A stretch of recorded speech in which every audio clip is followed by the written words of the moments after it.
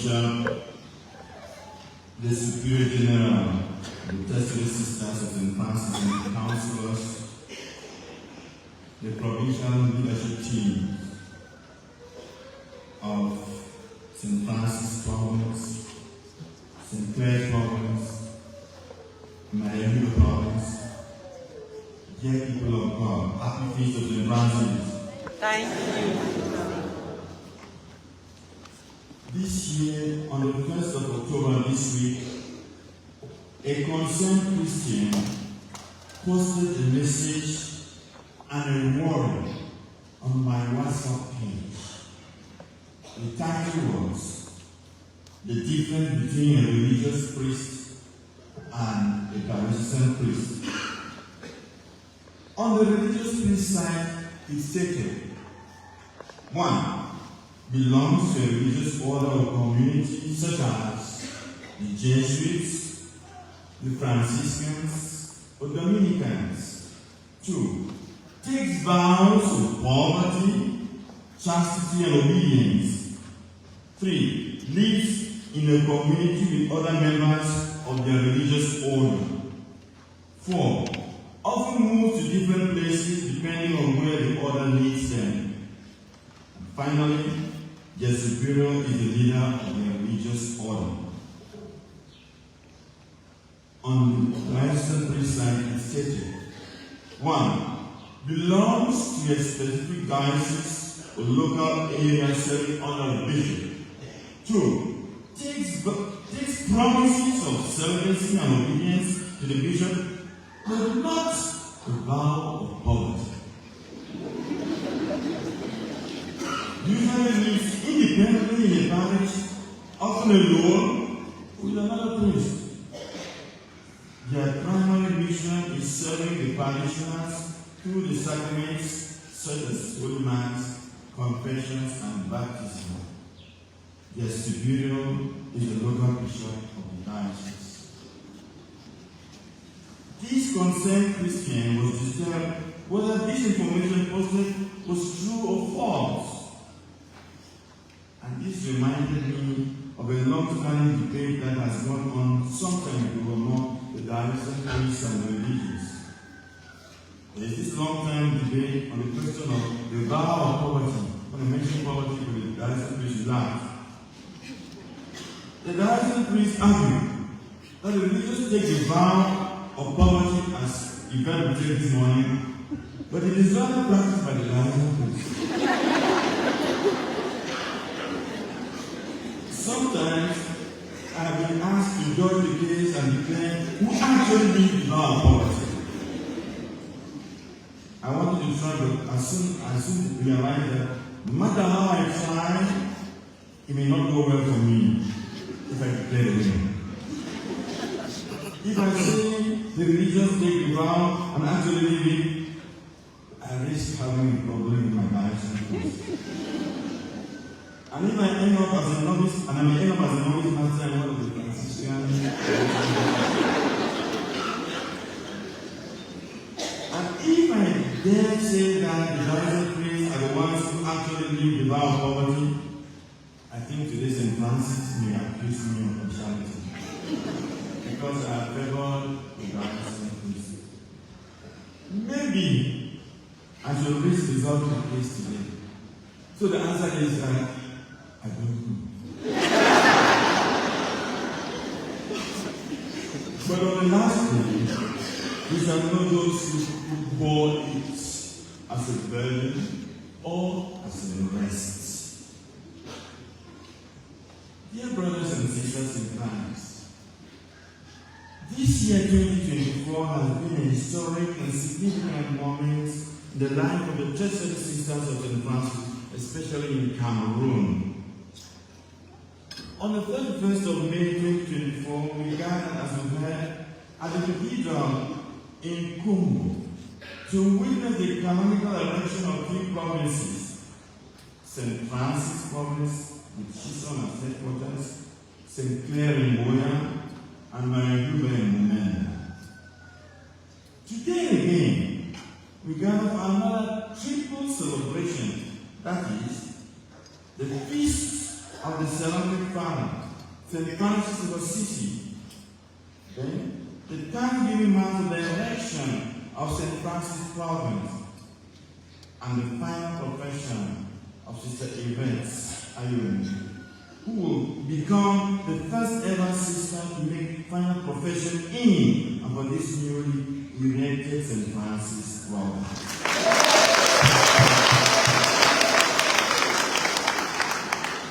The same celebration, triple joy, triple blessing, everything now, triple.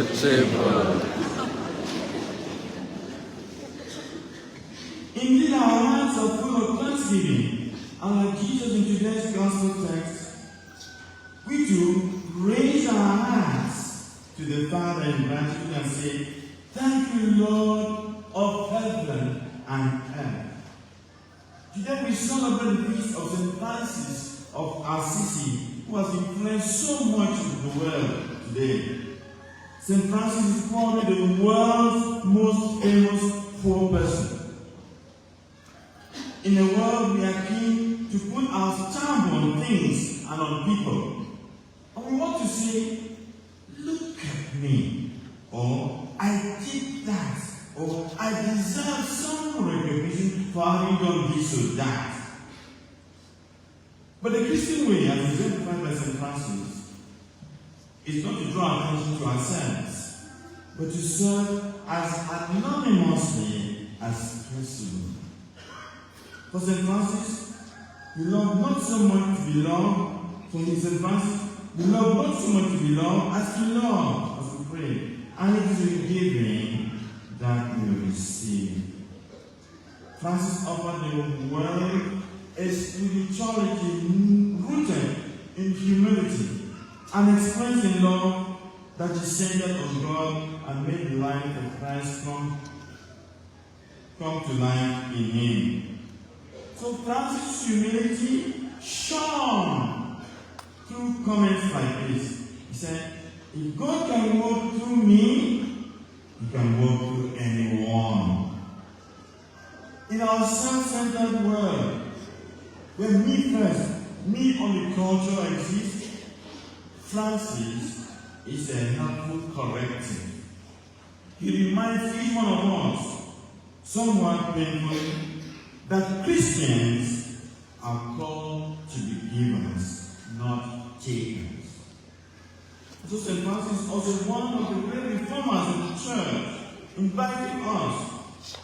At the beginning of the Reformation, his aim was to simplify, to revive the spirit and presence and the Lordship of Jesus, to follow the way of Jesus with reckless faith, absolute trust, and unwavering obedience. He not only taught the way of love, he lived it. He embodied it. St. Francis would believe that Christianity is something that we do, a life that we live, not just something interesting and compelling to talk about, as I'm doing. Today, as we celebrate this feast of St. Francis today, we too are invited to have a passionate love for Christ that expresses itself in compassion for people, in reverence and love for nature, in willingness to serve the Lord with gladness and in generosity of spirit. And so we pray that that spirit should capture all the members of this province of St. Francis, that the provincial leadership team here now they embrace that spirit and become, for their sisters and for us all, instruments of love, bearers of peace, hope, and unity and joy. And we also pray that our Sister Yvette, who makes her final profession today, will radiate this spirit of St. Francis in her life and wherever the Lord calls her to serve. Again, in a world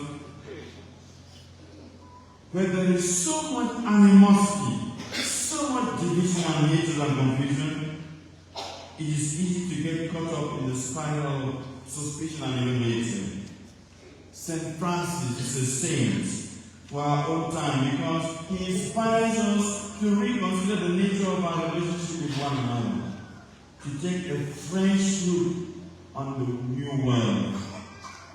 Francis chose to jump into the heart of the world, offering love, mercy, peace, compassion, and hope to all he encountered, just as Jesus gave in his mission and in his life. And so it is therefore fitting and appropriate that we inaugurate this modern province of St. Francis here today, on this field of St. Francis. I'm here at Shisham, and with the final profession of one of our daughters from Shisham itself. Although we now have 3 provinces, let me say it, wherever we meet the tertiary sisters of St. Francis, they will always be known as the Shisham sisters.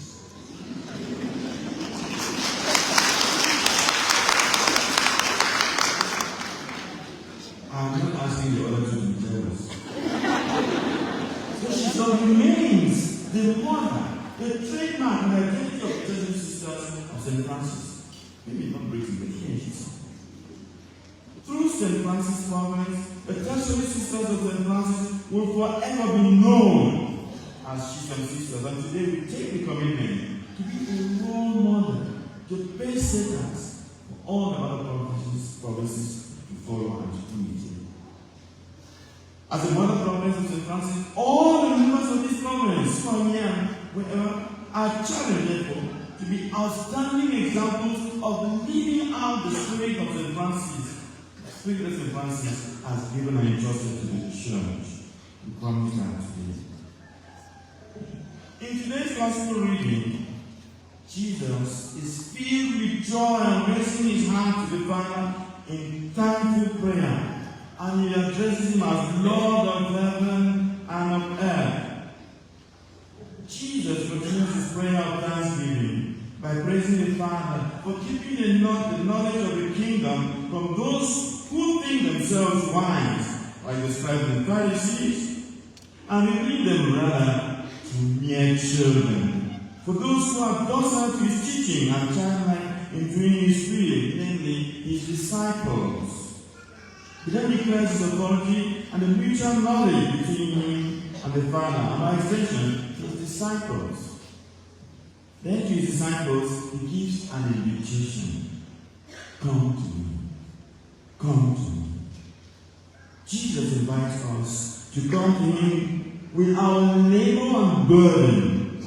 But he again reminds us to carry his yoke and learn from him gentleness and meekness of heart. There seems to be a play of words here from Jesus. He invites us to come to him with our burden and find rest. Yet he asks us to shoulder another burden, that is, his yoke, and learn from him. The question is, how can one who labors on his own burden come to rest by carrying another man's burden? How restful is this kind of rest? However, perhaps, and surely so, there is a load which is burdensome and another which is restful. We know that at the time of Jesus, there was a difference between the yoke of the world and that of the law. The yoke of the world was understood to be the many anxieties and worries of life that preoccupy us and weigh us down. While the yoke of the law was, according to the rabbis, a restful yoke because of its guiding rule, helping, guiding, accompanying. However, in the hands described in the Pharisees that we know, the yoke of the law became almost as burdensome as the yoke of the world, because the extended law and made it unbearable even for the righteous Jew. Later in Matthew's Gospel, Jesus chastises the scribes and Pharisees because they tie up heavy burdens on others, hard to bear, but they themselves are willing to leave the thing and remove them. That in Matthew chapter 23, verse 4. The heavy burden they lay on people is not the law as such. It was rather their particular interpretation and practice of the law, which, for instance, excludes from meals the ritually unclean, places restrictions on the Sabbath that ignore human need, is zealous about things and means, but neglects the weightier matters of the law, justice, and mercy, and faith. Matthew chapter 23, verse 20. Thus, with the heavy burden of the word of the Lord brought by the scribes and Pharisees, Jesus invites us to carry a yoke, a new yoke, namely his own, which is easy and light. Jesus doesn't intend us to be yokeless, but that we should. We should show them only that which is easy and light. That is, which is necessary, which is redemptive and salvific. In a word, his teaching, his love, his joy, and his healing power. Brothers and sisters, the world today proposes many and various burdensome yokes for us, ranging from individual to collective yokes that we carry. For example, as individuals created in the image and likeness of God, we have our own yokes to carry. For some of us, it's a temperament that we have, which is a burden. For some, the burden comes from our strength and our gifts. Some of us are so talented to the extent that we are possessed by our talents, and that makes others envious and jealous, and the situation becomes heavy and burdensome. For others, our weaknesses constitute a burden. Perhaps for some of us, our burden is our forgotten past, our present reality, the uncertain future. For others, it is about a certain mistake or a sin or evil which we have done. No one knows about it, yet it keeps haunting, hurting, and tormenting and weighing on us. For some still, the burden is old age, health challenges, crisis in the family, and some form of misfortune. The litany of our burdens is long, and I want to stop here with that. Yet, this could be burdens to us, and the rest is not in finding solutions elsewhere, but in coming to Jesus and becoming a better version of ourselves. For when our life becomes a burden, finding rest in Jesus becomes a new life. Again, brothers and sisters, our vocations as priests and leaders and as family people could be burden as well. For some of us, living the life of chastity is heavy and almost impossible. The harder we try, the more persistent the temptations will be. For others, it is having to obey, the pride of self, and the desire to do what I like, how I like it, and when I like it, makes obedience a yoke to carry. For some of us, it is having to profess and live the life of poverty like the Byzantine priests are claiming. We profess it, but later we have every good reason to covet and amass common goods for personal use, for family, and for friends. For some of us, it's having to live with a fellow brother or sister from another community or from a different team. We only agree to disagree because we're community members. Yet the evangelical councils, community life, our apostolate, our post of responsibility could be a burden to us, and the rest is not in giving up, but coming to Jesus and becoming consecrated persons after his own heart.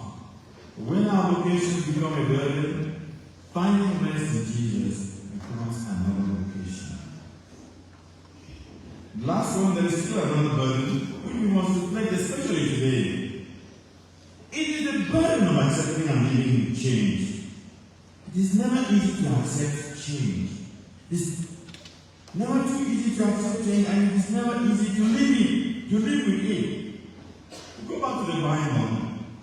It attests to this. Remember the story of the Israelites, beginning with Abraham and his family.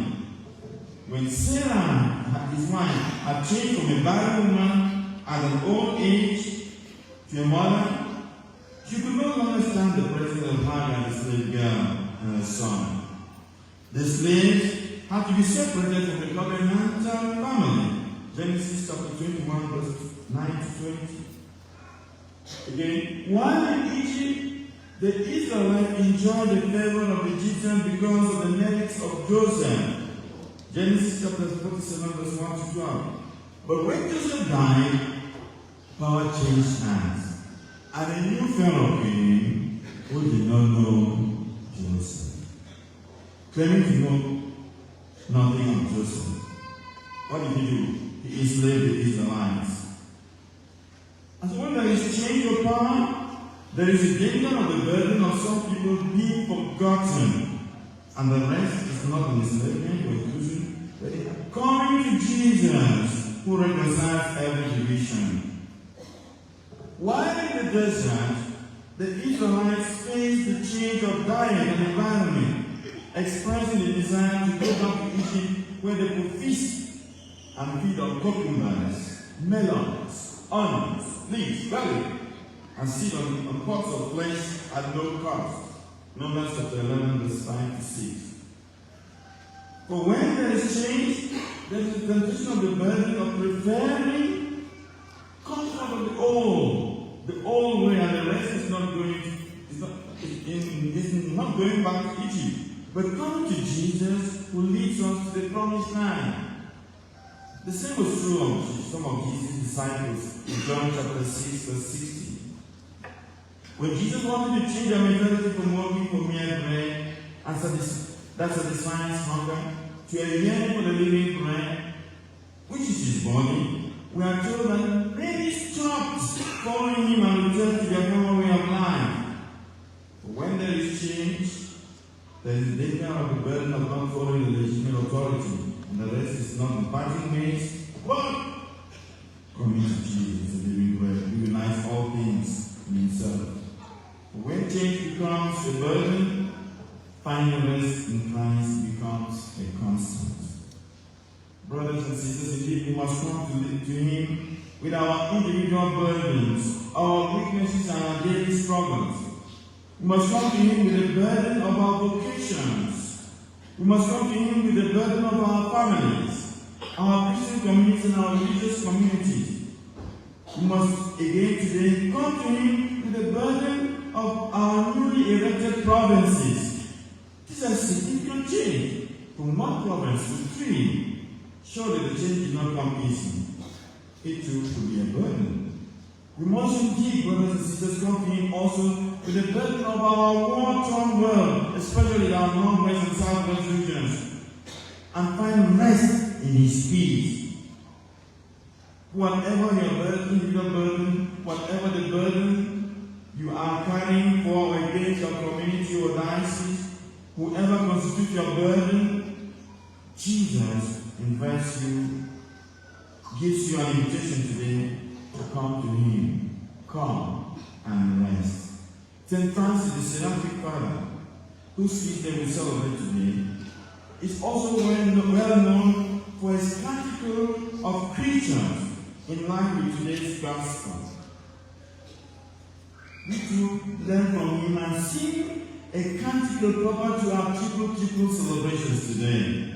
We can say with him, "Blessed are you, Lord of heaven and earth, for the gift of the burden of weak human nature, for in it we find rest in the power of your grace. Blessed are you, Lord of heaven and earth, for the gift of the burden of our vocations, for through them we find rest in winning souls for you. Blessed are you, Lord of heaven and earth, for the gift of the burden of poverty, for through it we find rest in the work of your providence. Blessed are you, Lord of heaven and earth, for the gift of the burden of obedience, for through it we find rest with lightened hands to do your will. Blessed are you, Lord of heaven and earth, for the gift of the burden of chastity, for through it we find rest in your love.